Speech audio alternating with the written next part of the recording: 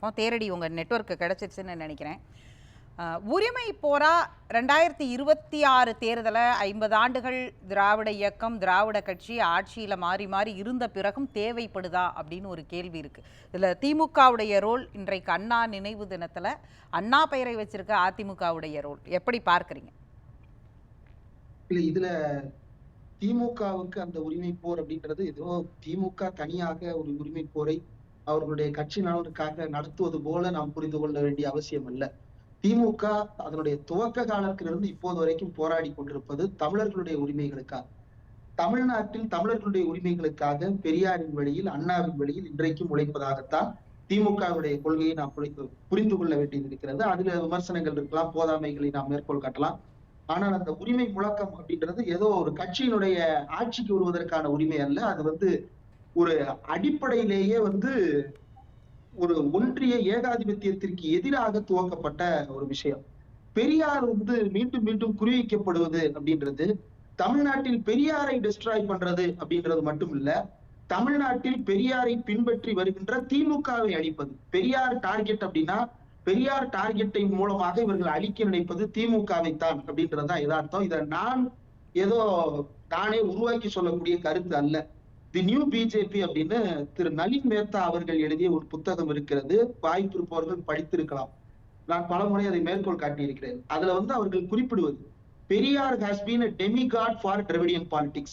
When you question Periyar's legacy, you can open a new political space அப்படின்னு சொல்லிட்டு, அந்த new political ஸ்பேஸுக்காகத்தான் Rajinikanth புதிய கட்சி தொடங்குகிறார் அப்படின்னு 2019க்கு முன்னாடி எழுதப்பட்டது இந்த புத்தகத்தில் இருக்கக்கூடிய வார்த்தைகள்.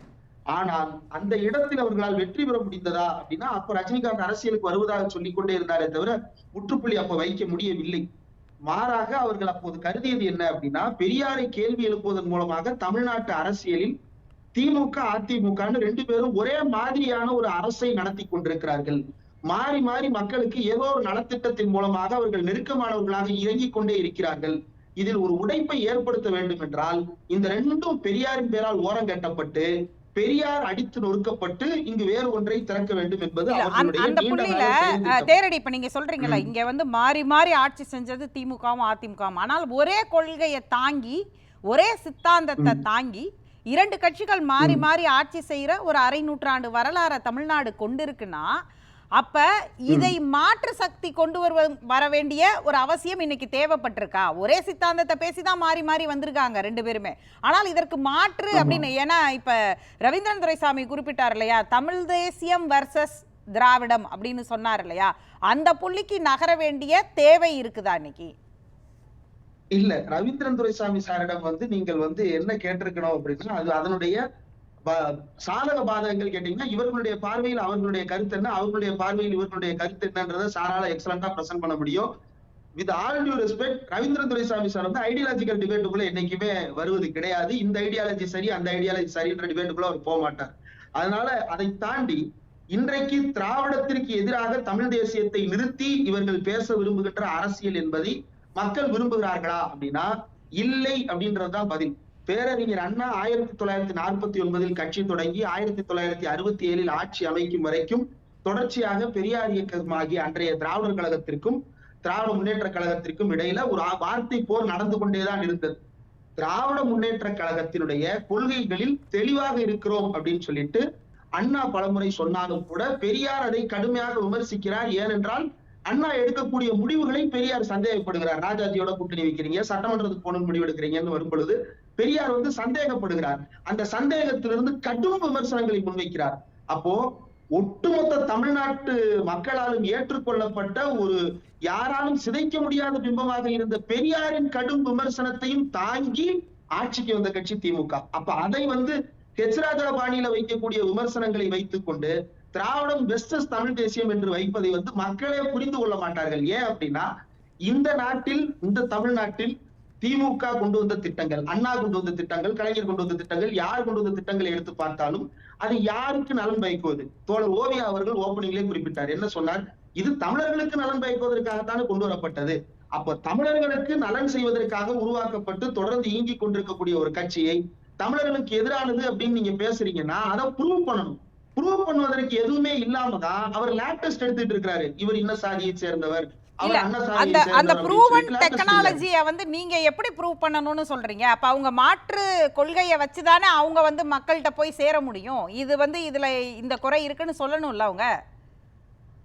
இல்ல ப்ரூவ் பண்ணுங்க. இப்ப திராவிட முன்னேற்ற கழகத்தினுடைய செயல் திட்டங்கள்ல குறைபாடு ப்ரூவ் இருக்கிறது. பண்றதுனா அது தேர்தல் தானே. தமிழக அதுக்கு தான் ரவீந்திரன் துரைசாமி சொன்னார்ல, 1% இல்ல வாங்கின கட்சி 8% வாங்கியிருக்குங்கிற புள்ளிக்கு நகரும் பொழுது இங்க ஏற்கனவே ஒரே சித்தாந்தத்தை பேசுற ஆளுங்கட்சி எதிர்கட்சிங்களுடைய ரோலை தான் கொஸ்டின் பண்றேன், 2 பேரையும் கொஸ்டின் பண்றேன் அப்படிங்கிற இடத்துக்கு அவர் நகர்றாருங்கிறது தானே அது. இல்ல நான் அந்த இடத்துல இருந்து அதை பார்க்கல. இது வெறுமனே எலக்ட்ரல் டிபேட்டா மட்டும் இல்லாம திமுக மீது நீங்கள் வைக்கக்கூடிய விமர்சனம் என்பதை இப்ப அதிமுக விமர்சனம் வைக்கிறது, திராவிடர் கழகம் விமர்சனம் வைக்கிறது, திவிக, தபேதிக, திமுக மீது விமர்சனம் வைக்கிறது. அந்த விமர்சனம் என்பது ஆதாரங்களை அடிப்படையாக கொண்டு செயல்பாடுகளை அடிப்படையாக கொண்டு முன்வைக்கப்படுகின்ற விமர்சனங்கள். நாம் தமிழர் முன்வைக்கின்ற விமர்சனம் எல்லாமே இவர் இந்த சாதியில பிறந்தவர், இவர் நமக்கு செய்ய மாட்டாரு, அவர் இந்த சாதியில பிறந்தவர், அவர் நமக்கு செய்ய மாட்டாரு என்று திரும்ப திரும்ப அவர் வந்து சாதியை தான் உருட்டு போடுவாரே தவிர எதையும் அவர் ப்ரூவ் பண்றது தயாரா இல்ல. மக்கள் ஓட்டு போடுவது அப்படின்னு எடுக்கப்படுது. அந்த 8% அப்படின்றத நான் திமுகவிடம் இருந்து கரைந்து போனது அப்படின்றதுக்கு என்ன ஆதாரம் இருக்கிறது? திமுகவின் எதிர்ப்பு அரசியலை பேசிவிட்டு திமுக வாக்குகளை எப்படி சீமானால் பெற முடியும்? அப்போ சீமான் பெற்றுக் கொண்டிருப்பது காலம் காலமாக அதிமுக பக்கம் விழுந்து கொண்டிருந்த ஒரு சாப்ட் இந்துத்துவா. பெரியாரையும் விட முடியாம இந்த பக்கம் இந்துத்துவ கொள்கை பக்கமும் சாஞ்சிட முடியாம ஒரு மென்போக்கு இந்துத்துவ கொள்கை கொண்ட ஒரு சிலர் வந்து அந்த வாக்கு பிஜேபிக்கு தானே போச்சு. நீங்க வந்து நாம் தமிழருக்கு போனதா சொல்றீங்க. அப்ப திமுக ஓட்டு நாம் தமிழருக்கு போனதா சொல்றதை மட்டும் எப்படி ஏத்துக்கிட முடியும்? அந்த வாய்ப்புகள் இருக்கு அப்படின்றத நான் சொல்றேன். ஏன்னா திமுக எதிர்ப்பை பேசி திமுக ஓட்டை எப்படி வாங்க முடியும்? திமுகவுக்கு எதிராக நிற்கக்கூடிய அதிமுக, பாஜக அந்த ஓட்டுகளை தானே வாங்க முடியும். இது பேசிக்கான லாஜிக் தானே. ரெண்டாவது, அதிமுக இந்த இடத்துல கவனமாக இருக்க வேண்டிய தேவை இருக்கிறது. ஏன் சொல்றேன்னா, கல்யாண சுந்தரம்னு ஒரு நபர் நாம் தமிழர் கட்சியில இருந்து பிரிந்து வந்தவர். அவர் எதுக்கு வந்தாரு, ஏன் வந்தாருன்னு எனக்கு தெரியாது. கட்சியில சேர்ந்தாரு, சேர்ந்ததெல்லாம் வாழ்த்துக்கள். ஆனா சேர்ந்து விட்டு ஆமாமா பெரியார் இப்படி எல்லாம் பேசினாருதான்னு பெரியார் பேசாத ஒன்றை பேசியதற்கு சாட்சி இருப்பதற்கு வக்காலத்து வாங்குவதாக அவர் பேசிக் கொண்டிருக்கிறார். அப்படிங்கும் பொழுது அதிமுக தன்னை சரியாக டிஃபெண்ட் பண்ணாமல் போனால் அந்த இடத்தில் சரிவு அதிமுக. அது ஒட்டுமொத்த அதிமுகவுடைய கருத்தா பார்க்கணுமா? இல்ல ஒட்டுமொத்த அதிமுகவுடைய கருத்து அப்ப என்ன? பெரியார் குறித்து ஒரு விரிவான அறிக்கையை அவர்கள் கொடுத்திருக்கிறார்களா? முரசொலி கடுமையான விமர்சனத்தை எழுதியிருக்கிறது, துரைமுருகன் கடுமையான விமர்சனத்தை எழுதியிருக்கிறார், கட்சியினுடைய பொதுச் செயலாளர், கட்சியினுடைய அதிகாரப்பூர்வ நாளேடு இரண்டும் விமர்சித்து விட்டது. அதற்கு பிறகு முதலமைச்சர் பலமுறை பெரியாருக்கு மரியாதை செய்யாத எவனுக்கும் மரியாதை கிடையாதுன்னு முதலமைச்சர் பேசிட்டாரு. இவருடைய கருத்து முன்னாள் அமைச்சர் செல்லூர் ராஜு பேசினாரு, முன்னாள் அமைச்சர் ஆர்பி உதயகுமார் பேசினாரு, முன்னாள் அமைச்சர்கள் எல்லாருமே இதுக்கு பெரியார பத்தி ஜெயக்குமார் பேசினாரு. எடப்பாடி பழனிசாமி எப்ப பேசுவாரு? அந்த கட்சியினுடைய தலைவர் எப்ப பேசுவாரு? பொதுச் செயலாளர் எப்ப பேசுவாரு? அவர் தானே அதிகாரமிக்க பொறுப்புல இருக்கிறாரு. அதிகாரப்பூர்வமா உங்களுடைய நிலைப்பாடு என்ன? அதிமுக லெட்டர் கட்டில ஏன் வரமாட்டேங்குது? பிரஸ்ல கேள்வி கேட்டதுனால வந்த பதில்கள் அது எல்லாமே. செல்லூர் ராஜு பெரியாருக்கு ஆதரவாக மாநாடு நடத்தி அதை பேசல. அப்ப தேரடி வந்து இப்படி நீங்க வைக்கிறதுல நீங்க என்ன சொல்றீங்க? அதாவது கல்யாண சுந்தரம்னு அவங்க செய்தி தொடர்பாளர் பேசுறதுங்கிறது வந்து ஒட்டுமொத்த அதிமுக கருத்தா பார்க்கறீங்க. முன்னாள் அமைச்சர்கள் பேசினா எடப்பாடி எப்ப பேசுவார்னு கேக்குறீங்க. எனக்கு சந்தேகமா இருக்குன்னு நான் கேக்குறேன். ஏன்னா எனக்கு அடுத்து ஒரு தோழர் பேச இருக்கிறாரு, அதனால நான் சந்தேகமா முன்வைக்கிறேன். கல்யாண சுந்தரம் பேசுனது அதிகாரப்பூர்வ கருத்தா, ஜெயக்குமார் பேசுனது அதிகாரப்பூர்வ கருத்தா, அல்லது செல்லூர் ராஜு பேசுனது அதிகாரப்பூர்வ கருத்தா? ஏன்னா இந்த குழப்பம் இப்ப மட்டும் இல்ல, இதுக்கு முன்னாடியே வந்தது. ஏன் வந்தது அப்படின்னா, நான் வாச அதே நியூ பிஜேபி புத்தகத்துல குறிப்பிடக்கூடிய ஒரு வரி என்ன அப்படின்னா, ஒரு ஸ்காலர் சொல்வதாக எழுதி இருக்கிறார்கள். Late AIADMK leader Jayalalithaa supported the BJP's right to to Karseva in Ayodhya. அயோத்தியில் கரசேவை செய்வதை ஜெயலலிதா வந்து ஆதரித்தார் அப்படின்னு அவங்க சொல்றத இவர் சொன்னாரு. கேபி முனுசாமி சொன்னாரு. எங்கெங்கோ எதேதோ இயக்கங்களில் இருந்தெல்லாம் பயணித்து வந்த கேபி முனுசாமி வந்து இன்றைக்கு வந்து கரசேவைக்கு ஆரம்பிப்பவர் ஜெயலலிதா அப்படின்னு சொல்லிட்டு பெருமையாக அதை சொல்லுகிறார். எடப்பாடி பழனிசாமி உடம்பு முடியல போகலன்றாரு. அதற்கு எதிரான ஒரு ஐடியாலஜிக்கலான ஒரு எதிர்ப்பை அவர்கள் பதிவு செய்ய தவறி இருக்கிறார்கள். அந்த இடத்திலிருந்துதான் இந்த சந்தேகமும் எனக்கு வருகிறது. நீங்கள் இந்துத்துவவாதிகளாகவே கரைந்து விட்டால் உங்களுடைய வாக்குகள் என்பது பெரியாருக்கு எதிரானதாக மாறிவிடப் போவது கிடையாது. மாறாக நீங்கள் வைத்திருக்கின்ற கட்டமைப்பு பெரியாருக்கு எதிரானதாக மாறி மக்களிடமிருந்து அந்நியப்பட்டு போகும். அதிமுகவுடைய ஓட் பேங்க் பேட்டர்னே அப்படிதானே இருந்திருக்கு தேரடி. அவங்க நீங்களே குறிப்பிட்டீங்க அவங்க கிட்ட ஒரு சாஃப்ட் இந்துத்துவா இருந்துச்சு அப்படிங்கிறது. அவங்க வந்து இதற்கு முன்னாள் முதலமைச்சர் ஜெயலலிதா கோவில்களுக்கு சென்று கொண்டேதான் இருந்தார். அப்ப அவர் கோவில்கள்ல அவருக்கு கொடுக்கப்பட்ட முக்கியத்துவமும் பேசு பொருளாச்சு. சாஃப்ட் இந்துத்துவாவையும் பேசினார் அவரு எல்லா இடங்கள்லையும். கரை சேவைக்கும் ஆள் அனுப்பினாரு.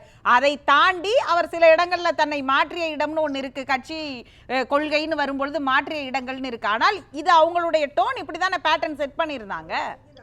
இல்ல இது சாஃப்ட் இந்துத்துவா மட்டுமே அதிமுகவுடைய ஓட் பேங்க்னு நான் சொல்லல. சாஃப்ட் இந்துத்துவாவும் அதிமுக ஓட் பேங்காக உள்ள இருந்தது. அப்பயுமே நான் ரொம்ப கான்சியஸா என்ன சொன்னேன் அப்படின்னா, போனதை மறுபடியும் ரிப்பீட் பண்ணி பாருங்க.